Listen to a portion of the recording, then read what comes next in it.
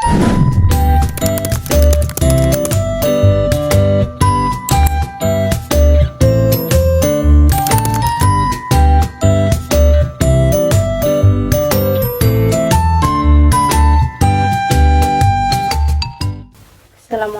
warahmatullahi wabarakatuh. Perkenalkan, nama saya Dea Karima, NPM 2141-229 dari kelas akuntansi 21A.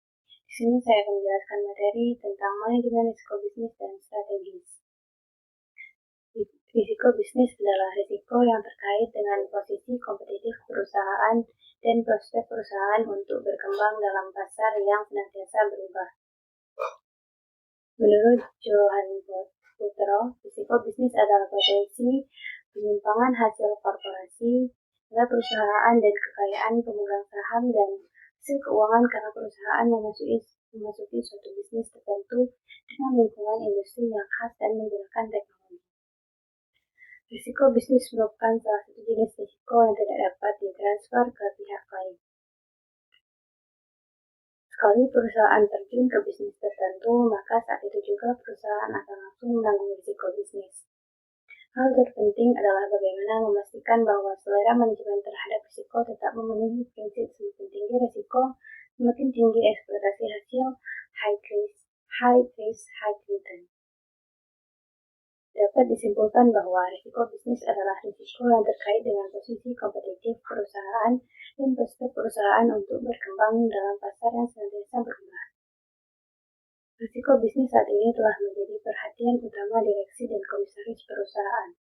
Risiko bisnis meliputi prospek jangka pendek dan jangka panjang terhadap produk dan jasa yang ada.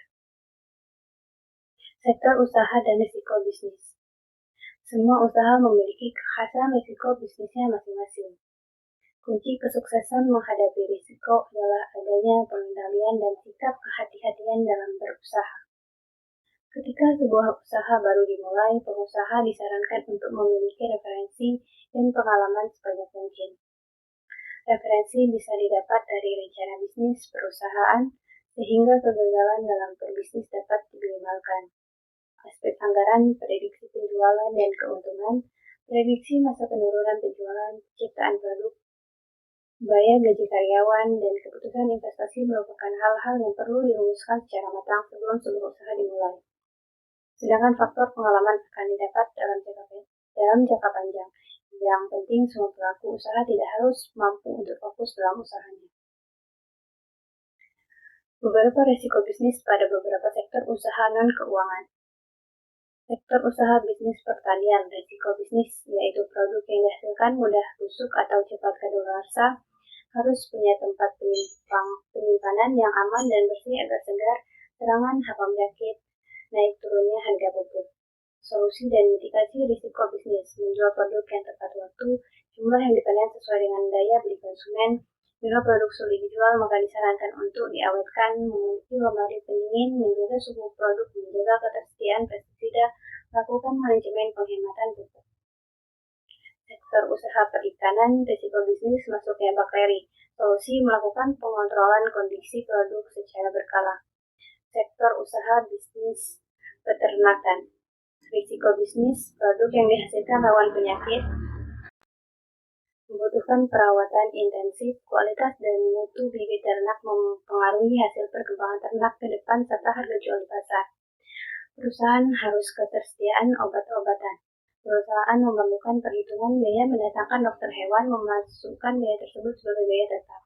Perusahaan harus memantau dan melihat kualitas dan mutu bibit.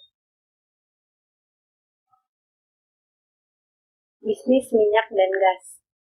Risiko bisnisnya produk bahan tambang seperti migas bergantung pada kondisi alam. Jika gempa akan mengalami kerusakan hebat seperti putus pipa. Harga migas naik turun dan tidak stabil. Bila sumur migas lama telah habis, maka perusahaan harus mencari sumur baru. Solusi dan mitigasi risiko bisnis. Perusahaan memantau kondisi pipa secara berkala. Perusahaan memakai bahan pipa yang terjamin kualitasnya. Perusahaan harus memiliki cadangan dan lindung nilai atau hedging dengan tujuan agar kondisi migas yang fluktuatif di pasaran tidak mempengaruhi kinerja perusahaan baik jangka pendek maupun jangka panjang. Perusahaan harus membuat perencanaan kerja. Perusahaan mengalokasikan dana khusus untuk sebagian riset dan perusahaan perusahaan mencari perusahaan lain untuk diakuisisi. Penerapan manajemen risiko bisnis. Yang pertama, adanya pengawasan aktif dari Dewan Komisaris dan Direksi, adanya kebijakan dan prosedur manajemen risiko serta penetapan limit risiko, adanya proses identifikasi, pengukuran, dan pemantauan dan pengendalian risiko serta sistem informasi untuk risiko bisnis, adanya sistem pengendalian internal.